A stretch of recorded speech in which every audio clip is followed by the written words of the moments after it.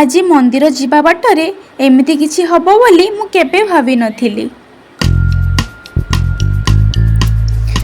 Hello everyone, welcome and welcome back to our channel. बर्तमान मु सकाळु ready ही पड़ी ready है ब्लॉग आरंभ कली। एबे मु रेडी होची काहेकि ना मु जीवी बलदेव जी मंदिर, केन्द्रापड़ार सबुठार बड़ मंदिर बलदेव जी मंदिर को। तापरे कौन है ना बाटर जाऊ जाऊ हठात पूरा जोर वर्षा है। से वर्षा को खातिर न करी आमे पहुँची गलु माँ और मु बलदेव जी मंदिर रे।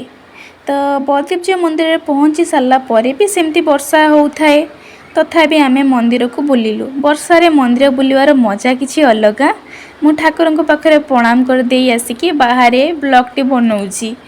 तापरे ब्लॉग बनै सारा परे सेतेबेले जाए भी वर्षा टिके भी छाड़ीनी, सेमती वर्षा लगिकी अच्छी। कौन करवा आउ से वर्षारे मध्य बुली सारिकी माँ और मु दिज मंदिरर अभड़ा खाइबा को बसी पड़लु। अभड़ा बहुत ही सुंदर होइथिला। तापरे बुली सारा परे आमे घर को बाहरिलु। एटा होची सामनार एमती बाहर को जीवा पाई माँ घर पाई मध्य अभड़ा नेइचंती। तापरे घर को जीवा टाइम रे भी वर्षा छाड़ीनी। बहुत भल भल रे बुलिलु आमे। वीडियो टे भल लागिथिले सब्सक्राइब कर देबे। Thank you.